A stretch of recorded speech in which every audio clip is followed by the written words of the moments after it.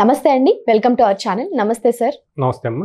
Sir, ఇప్పుడు ఒక 60 years ఉన్న వాళ్ళకి మామూలుగా డయాబెటీస్ లేకపోతే ఏదైనా ప్రాబ్లంతో మీ దగ్గరకు వస్తే అదొక్కటే చూస్తారా, లేకపోతే వాళ్ళకి అసలు ఏ ప్రాబ్లం ఉందని మిగిలిన ప్రాబ్లమ్స్ని కూడా చూస్తారా? మనకు ఇది సంస్కృత శ్లోకం ఉందమ్మా, పరిపూర్ణమిదం. పరిపూర్ణం అంటే ఏదైనా సరే మనం పరిపూర్ణంగా చూడాలన్నమాట. పరిపూర్ణం అంటే హోలిస్టిక్గా చూడాలి. అంటే ఒక వ్యక్తి మన దగ్గరికి ఒక సమస్య వచ్చారనుకోండి, అది జ్వరం కావచ్చు, మీరంట్లో షుగర్ కావచ్చు, థైరాయిడ్ కావచ్చు, ఇంకేదైనా కావచ్చు, బీపీ కావచ్చు, కేవలం అదొక స్పెసిఫిక్ ప్రాబ్లం కాదు.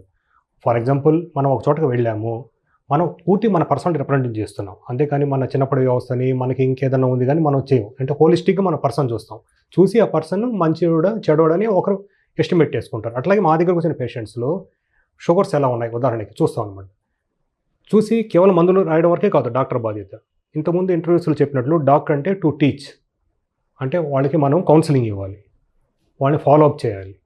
సో మోస్ట్ ఇంపార్టెంట్ ఏంటంటే వాళ్ళని మనం చూసినప్పుడు వాళ్ళని మనం అర్థం చేసుకోవాలి. ఎందుకు షుగర్ కంట్రోల్ లేదు అనేది, లేదు బీపీ కంట్రోల్ లేదు, మందులు వేసుకోకపోవడమా, లేదు ఆహార నియమాలు పాటించుకోకపోవడమా, లేదు ఇతరత్ర ఏమైనా సైకలాజికల్ ప్రాబ్లమ్సా, లేదు ఇంట్లో సమస్యలు, ఇవన్నీ చూసుకోవాల్సి ఉంటుంది.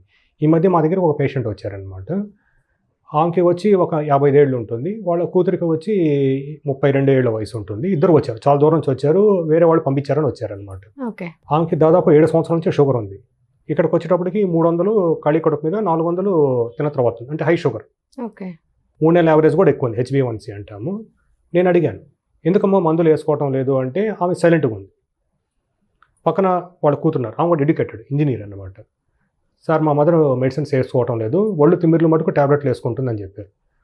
తర్వాత తరిచి చూడగా అక్కడ రకరకాల ప్రాబ్లమ్స్ అనమాట.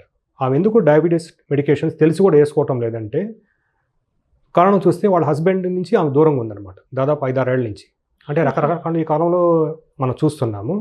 సో హస్బెండ్ పట్టించుకోవటం లేని దిగులతో ఆమె ఈ మందులు వాడడం మానేసింది. ఓకే. సో దాన్ని మనం మాలాడప్టివ్ బిహేవియర్ అంటాం సైకాలజీ ప్రకారం. ఓకే.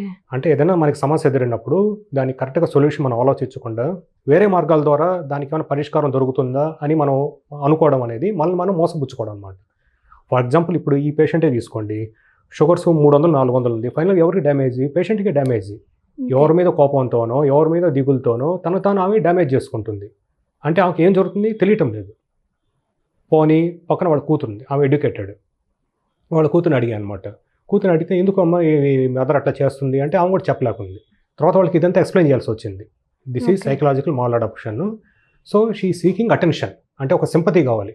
తను జబ్బు మనిషి అంటే చుట్టూ పక్కన వచ్చి, అయ్యా అమ్మ ఇంత కష్టపడుతున్నావా, అంటే ఒకరికి దూరంగా ఉంటూ కూడా కూతుర్ని పోషించుకుంటూ ఉన్నావా అని సానుభూతి కావాలి.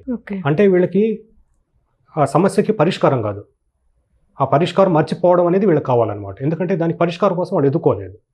సో ఇదంతా చూస్తే మనం ఒక సైకాలజిస్ట్ రోల్ కూడా మనం ఒకసారి పోషించాల్సి ఉంటుంది. తర్వాత వాళ్ళు అడిగాను, ఏమో మీరు షుగర్ ట్రీట్మెంట్కి వస్తే ఈసారి ఏంది ఎన్ని అడుగుతున్నారని మీరు ఫీల్ అని అడిగాను. వాళ్ళు నవ్వుకుంటే ఏం లేదు సార్, ఇప్పుడు మేము హ్యాపీగా ఉన్నామని చెప్పారనమాట.